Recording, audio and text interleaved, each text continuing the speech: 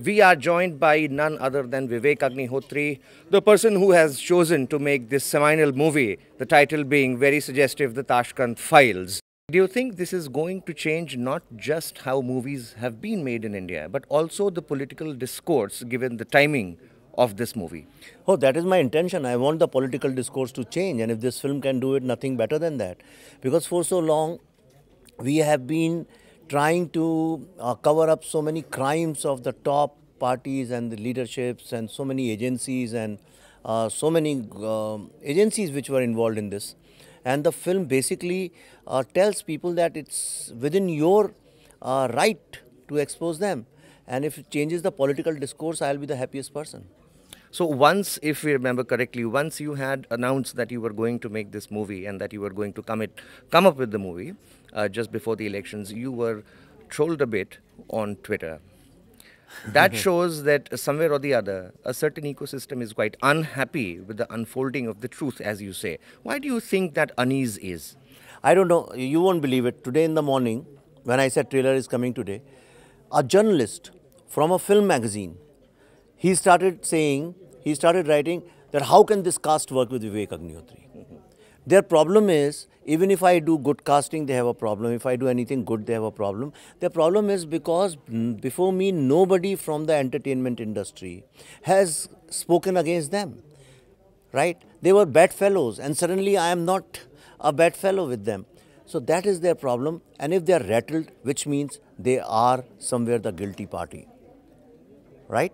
I very strongly say there are people who are funded and they are on the payrolls of lots of enemies on the agencies which are enemies of India.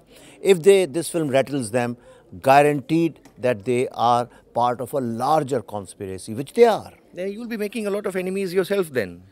See, it's better to make lots of enemies to protect your own country, to protect the truth. There's nothing wrong in it. Right. So once the movie comes, we expect that it is going to be greeted with controversy. Also, I suppose it will be greeted with a lot of enthusiasm also. And you have dedicated this to journalists. Anything in particular, the reason being? No, I have not dedicated it to journalists. I have dedicated this film to honest journalists of India. Right. Because I personally believe, since I am in public life, I meet lots of journalists. Yesterday I was in Patna and there were journalists who came from somewhere, it was hot, they were sweating, they were doing hard work, writing, they don't have facilities. Some of them didn't even have a laptop, they were doing on their the smartphone. Because of few eminent journalists, because of their corruption, every journalist has got bad name. And that's what I'm fighting. And that's why I said this film is dedicated to the honest journalists of India, so that people know that there are dishonest journalists also. And it's because of those dishonest journalists we do not know the truth of Shastriji's mystery. Because if those dishonest journalists who call themselves eminent journalists, if they had raised questions, then the mystery would have been there. They follow, they ape all those Washington Post and New York Times journalists, but they do not realize those people go and sacrifice their lives. They sacrifice everything. They don't have these bungalows and kotis and resorts worth thousands of crores of rupees. So these people basically are brokers who call themselves journalists, and this film is a very big slap on their faces. Right. Vivek, also, one last question. You have turned a new leaf with this movie. You've moved away from the way movies have been made. You've also moved, or rather taken a step, in a certain ideological way. Do you think it has put you in a certain disadvantageous position vis-a-vis the dominant discourse in Bollywood? Of course it has. Because after Buddha in a traffic jam, it came in 2014. Now we are in 2016. Now we are in 2019. After 3 years, I am making this film. It is so difficult. It's become difficult for me to work now. For this film, you won't believe it, so many girls signed up for the lead role and last minute they backed out. You know, because the industry doesn't want them to work with me.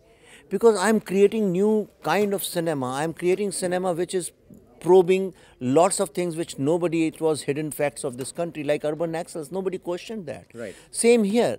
You will figure out that, oh my God, more than the Shastriji, you will figure out that how, as citizens, we were never told truth. And no eminent journalists raised questions on that. Right. So just one thing. You said earlier that people who are or rather will be ruffled with your movie are idiots. Tell us more about that. More than idiots, they are criminals. See, anybody who stands up against truth is a criminal in democracy. And you will see in next few days, you will figure out who are those people. But the best thing is there are millions of people who love Shastriji and they are supporting the film like anything else.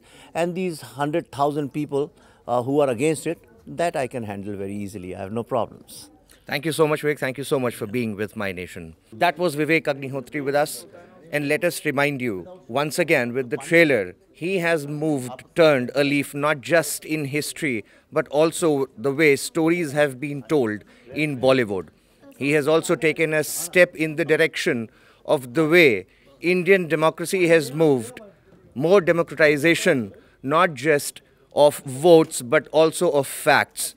Let us see what kind of enthusiasm this is going to raise among viewers and what kind of controversies are in store.